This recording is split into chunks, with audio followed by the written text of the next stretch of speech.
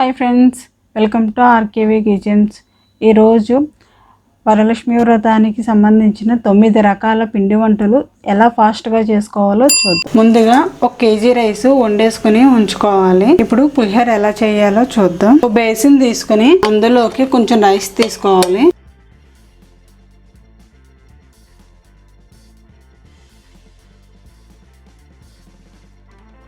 పులిహోరకి మీకు ఎంత కావాలంటే అంత రైస్ తీసుకోవాలి. చిటికుడు పసుపు వేసుకోవాలి. రుచికి సరిపడా సాల్ట్ వేసుకోవాలి. పైన కొంచెం ఆయిల్ వేసుకోవాలి. కొంచెం చింతపండు గుజ్జు వేసుకోవాలి.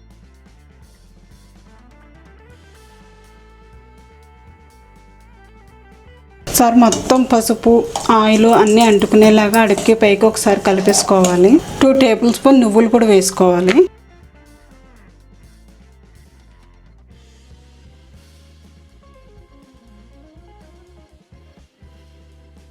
కొంచెం బెల్లం వేసుకొని దగ్గరికి పెట్టుకోవాలి.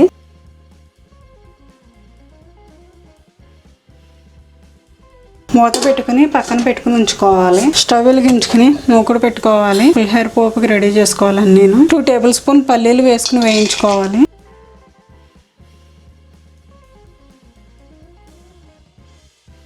సగం పల్లీలు వేగిన తర్వాత 2 టేబుల్ స్పూన్ శనగపప్పు వేసి వేయించుకోవాలి.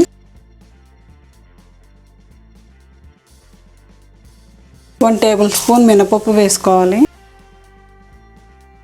పచ్చిమిర్చి వేసి వేయించుకోవాలి. 3 పచ్చిమిర్చి కట్ చేసి వేసి 2 ఎండుమిరపకాయలు వేసుకోవాలి. కొంచెం కరివేపాకు వేసుకుని వేయించు.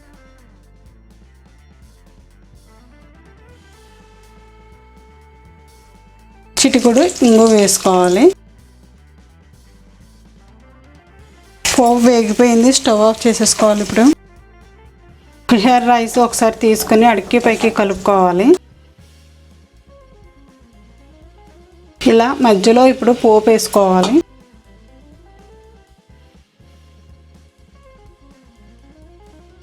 కొంచెం కొత్తిమీర వేసుకోవాలి. వేసుకొని పైన అన్నం మళ్ళీ పెట్టుకుంటే మొత్తం ఫ్లేవర్ అంతా రైస్ కంటుకుంటుంది. మళ్ళీ మూత పెట్టుకుని ఒక 2 నిమిషాలు ఆగాలి. 2 నిమిషాలు అయింది. ఒకసారి పులిహోర కలిపేసుకోవాలి.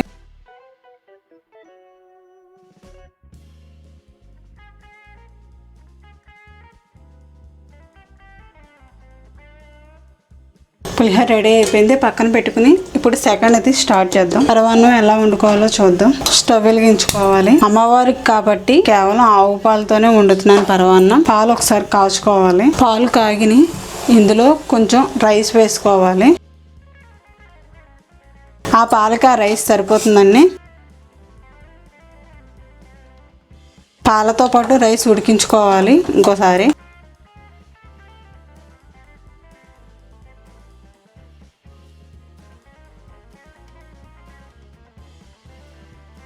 ముందే రైస్ ఇలా వండేసుకుని పెట్టుకుంటే మనకి ఈజీగా ఫాస్ట్గా అవుతుంది పరమాన్నం.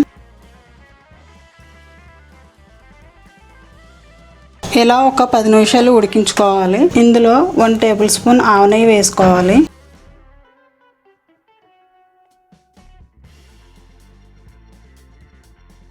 పావు టేబుల్ స్పూన్ ఇలాచీ పౌడర్ వేసుకోవాలి.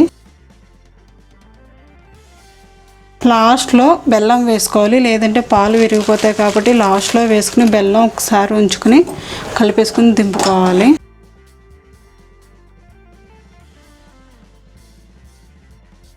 పరమాన్నం అయిపోయింది. పక్కన పెట్టుకుని ఉంచుకోవాలి. స్టవ్ వెలిగించుకుని మూకుడు పెట్టుకోవాలి. అందులో కొంచెం నెయ్యి వేసుకోవాలి. ఆవ నెయ్యి. 1 టేబుల్ స్పూన్ శనగపప్పు, 1 టేబుల్ స్పూన్ మినపప్పు వేసుకోవాలి. 1/2 టేబుల్ స్పూన్ ఆవాలు వేసుకోవాలి. 1/2 టేబుల్ స్పూన్ జీలకర్ర వేసుకోవాలి. 2 పచ్చిమిర్చి కట్ చేసి వేసుకోవాలి. వేసుకుని మొత్తం వేయించుకోవాలి.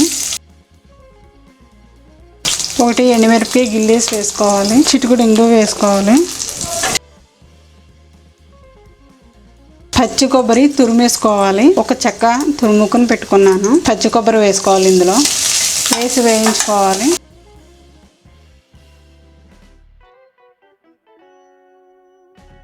ఇందులో రెడీ చేసి పెట్టుకున్న అన్నం వేసుకోవాలి.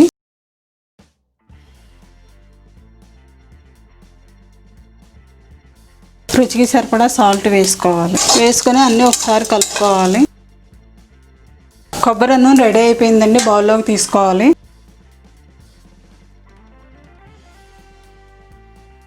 లాస్ట్గా కొంచెం కొత్తిమీర వేసి తీసేస్తున్నాను.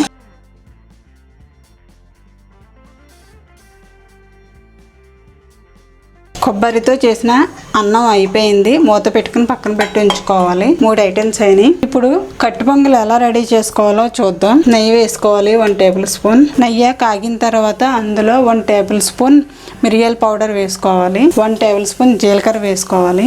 వేసి వేయించుకోవాలి.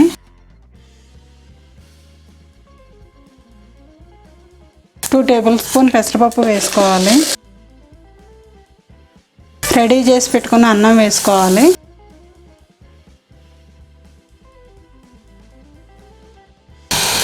ఇందులో కొంచెం వాటర్ పోసుకోవాలి.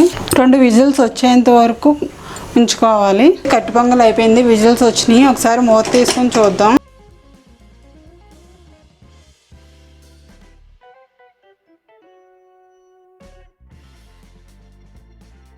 కొంచెం మెత్తగా చేసుకోవాలి దీన్ని.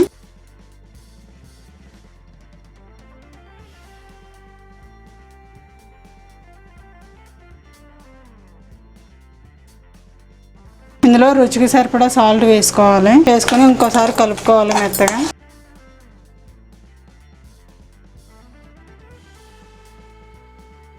బౌల్లోకి తీసుకోవాలి.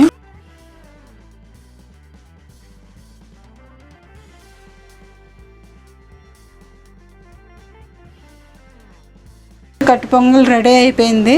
పక్కన పెట్టుకొని ఉంచుకోవాలి. ఇప్పుడు గారెలు ఎలా వేసుకోవాలో చూద్దాం. ముందుగా 3 గంటల సేపు పప్పు నానబెట్టుకుని ఉంచుకోవాలి. పప్పు నానింది. లైట్ గా వాటర్ పోసుకొని రుబ్బుకోవాలి. గట్టిగా రుబ్బుకోవాలి గారెలకు కాబట్టి. పిండి ఇలా రుబ్బుకుని ఉంచుకోవాలి. చెయ్యి ఒకసారి తడి చేసుకుని కొంచెం పిండి తీసుకోవాలి. పిండి తీసుకుని గారె వేసుకోవాలి.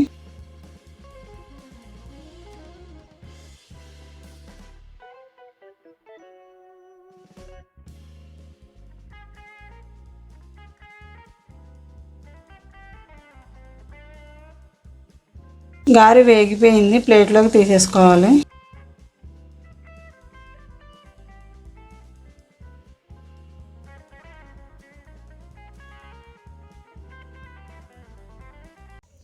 గారెలు రెడీ అయిపోయినాయి.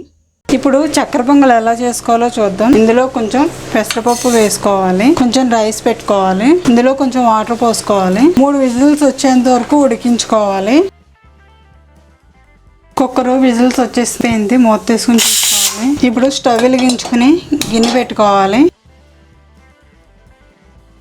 అందులో కొంచెం బెల్లం వేసుకోవాలి.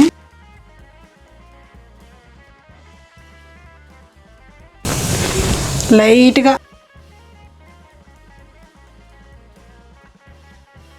బెల్లం మొత్తం పాకం వచ్చేలాగా చేసుకోవాలి. అంటే లేత పాకంలాగా.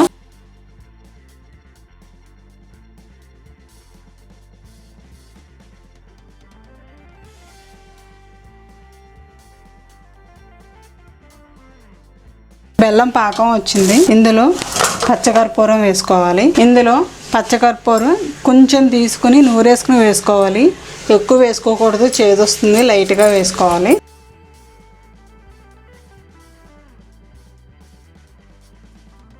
కుక్కర్ మూత తీసుకుని రెడీ చేసి పెట్టుకున్న పెసరపప్పు అన్నం 2 కలిపి ఈ పాకంలో వేసుకోవాలి.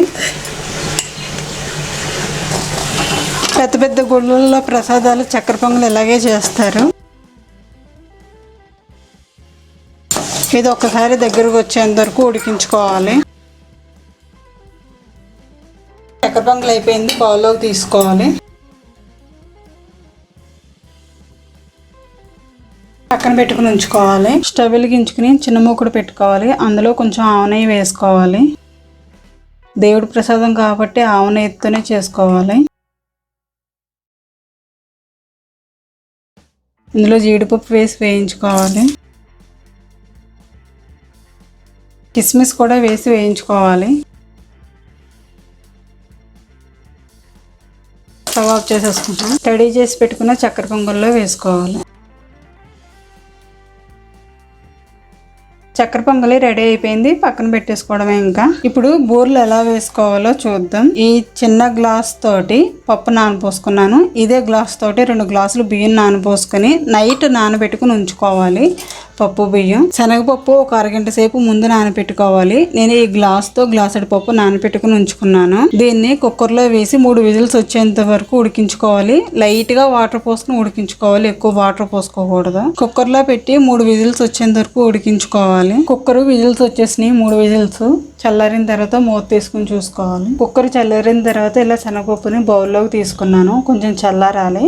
చల్లారిన తర్వాత దీన్ని బెల్లం వేసి మిక్సీ పట్టుకోవాలి. శనగపప్పు చల్లారింది, ఇలా తడి లేకుండా పొడిపొడిలాడుతూ ఉంచుకోవాలి. బెల్లం మెత్తగా చేసి పెట్టుకున్నాను. దీన్ని మిక్సీలో వేసుకుని పప్పుతో పాటు రుబ్బుకోవాలి. 1 టేబుల్ స్పూన్ ఇలాచీ పౌడర్ వేసుకోవాలి. మిక్సీ పట్టేసాను. పూర్ణాన్ని ఉండల కింద చేసుకోవాలి. ఇలా చిన్న చిన్నగా చేసుకోవాలి.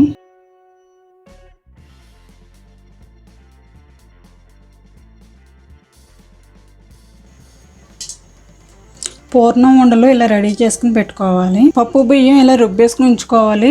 బూర్లకి చూర్ణానికి రెడీ చేసుకుని పెట్టుకోవాలి. ఇలాగా కొంచెం బౌల్లోకి తీసుకోవాలి విడిగా. లైట్గా సాల్ట్ వేసుకోవాలి. అంటే స్వీట్ కాబట్టి ఎక్కువ వేసుకోకూడదు, లైట్గా వేసుకోవాలి. చిటికుడు సోడా వేసుకోవాలి. అరటికాయ బజ్జీలు అవి ఎలా వేసుకుంటామో సేమ్ అలాగే పూర్ణం పిండి కలిపి వేసుకోవాలి. పూర్ణం కనపడకుండా వేసుకోవాలి.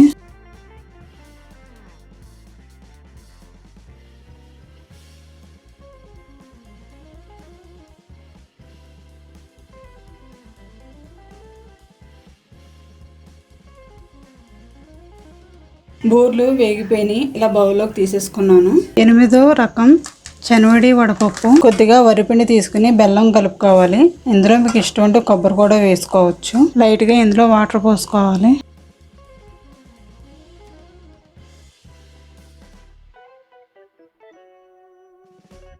కొంచెం ఇలాచీ పౌడర్ వేసుకోవాలి.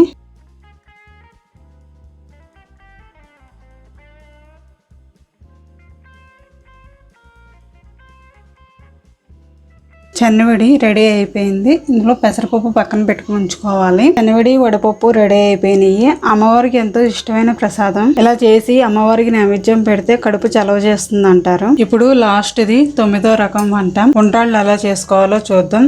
ఈ గ్లాస్తో గ్లాసు నూక తీసుకున్నాను. ఇదే గ్లాస్తో 2 గ్లాసుల నీళ్లు వాటర్ పోసుకోవాలి. స్టవ్ వెలిగించుకుని గిన్నె పెట్టుకోవాలి. గిన్నె హీట్ ఎక్కిన తర్వాత అందులో 2 టేబుల్ స్పూన్ ఆయిల్ వేసుకోవాలి. ఆయిల్ కాగిన తర్వాత 2 గ్లాసుల నీళ్ళు వాటర్ పోసుకోవాలి. 1 టేబుల్ స్పూన్ శనగపప్పు వేసుకోవాలి. మూత పెట్టుకుని ఉంచుకోవాలి. ఒక 2 నిమిషాలు ఆగితే మరుగుతుంది. నీళ్లు మరుగుతున్నాయి. ఇప్పుడు బియ్యం రవ్వ పోసుకోవాలి. నీళ్లు మరుగుతున్నాయి. ఇలా మరిగిన తర్వాత సాల్ట్ వేసుకోవాలి. సాల్ట్ వేసుకోవాలి రుచికి సరిపడా. ముందు వేసుకోకూడదు, శనగపప్పు ఉడకదు. ఇందాక రెడీ చేసి పెట్టుకున్న రవ్వ పోసుకోవాలి. పిండి ఉడికింది. చల్లారిన తర్వాత ఉండ్రాళ్ళు చేసుకోవాలి. ఉండ్రాళ్ళు రెడీ అయిపోయినాయి.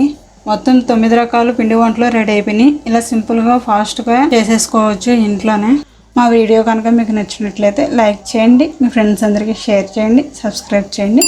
Thank you for watching.